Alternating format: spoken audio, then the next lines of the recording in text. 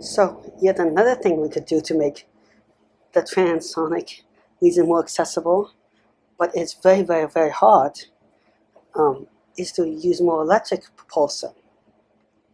Now, electric propulsion has a great many benefits in that it is more what we can call distributed. We can make it have a lot more small fans or other devices that flap or push air across the whole wing. Distributed propulsion has many, many benefits. First of all, it creates less air. The airflow is more evenly spread out across the whole surface. This means that you can get more lift with less wing area and surface area and more efficiently and less drag because the air flows more smoothly around the whole wing than having one reason where it travels much faster and produces maybe more lift. More of the energy from the engine can also go overflowing the air over the wing, producing lift, instead of just pushing it and have to rely on secondary airflow over the wing. It can also cause less vortices because the distribution of air is more one, so that sucks away less, causes less drag, it causes more stability, and again, less vortices, strains characteristics that cause lift. But another advantage of having distributed one is that it causes more, how would I say it, is that it's more adjustable. So then you can adjust it more easily to compensate for problems that might occur in transonic speeds. And not only can you adjust it more easily, you can do other things to it. You can also lower the vortices, like I said again, in the first place, and make the air more smooth. There is a bunch of problems, though, with transonic travel at these speeds, and that is fans usually do not work. The higher the speed, the less efficient fans are. At supersonic speeds, fans do not work very well because air properties totally change.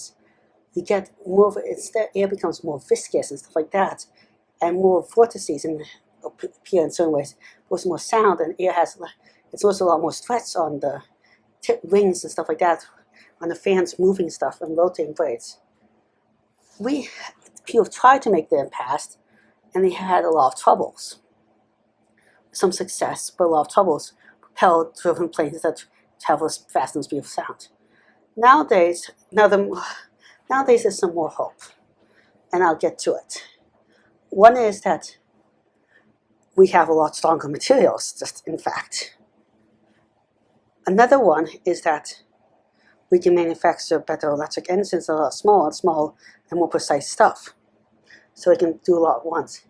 Also, the smaller the less large the fan blades are, and the more distributed they are, the less stress they have to do. It's where the tip of the blades of a large spiral spinning fan experience by far the most stress. And that stress is less than the bottom one, which can cause bending and breaking. So having smaller fans placed to distribute out the whole thing might work better. But that's not the only form of propulsion we could use nowadays. We could have some flapping things or flapping ways of doing it. And the flapping things can, I've talked about in some of my other videos, might even produce thrust more efficiently. And the stress will be a lot more even throughout the whole thing, and you don't get the vortices problems. You can also have fan blades that propel it in different ways, like I've talked about before, with that instead of having giant propeller-driven ones, you have a wing that moves up and down, and also changes its angle to push air sometimes. So sometimes it's pushing air like a Ferris wheel thing, and sometimes it's sliding through the air, pushing it like a paddle when it needs to go forward on the top of the thing, and it becomes unpaddle-like when it hits the bottom and just slides through the air, producing lift. You can adjust that very efficiently. Or other configurations, get rid of it. With the normal propeller-driven ones, and our link videos told us, you could have instead propellers that now have counter-rotating propellers. So one propeller turns, let's say, clockwise, one counterclockwise. This produces thrust that can be tens of percent more efficient than normal thrust, while being smaller and more stable, because some air, when you rotate it one way, is not forced, a propeller is not forced along the right direction, but radially outwards in other directions. Now, when you have a fan on the spinning in the opposite direction, it also produces some air that's going in the wrong direction. But these two vectors sort of cancel out and direct more air in the right direction. So some of it might be going to the left from one fan, then it hits the air going to the right from another fan, and now they cancel out. Or something like that. And also, there's less vortices and stuff to build up. Now, the more we experiment with technology, the more likely we could make the technology actually work out as a whole.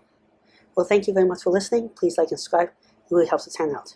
I'm trying to get 1,000 subscribers in the year, 4,000 watch hours, which is really hard. But with your help, I think I can do it.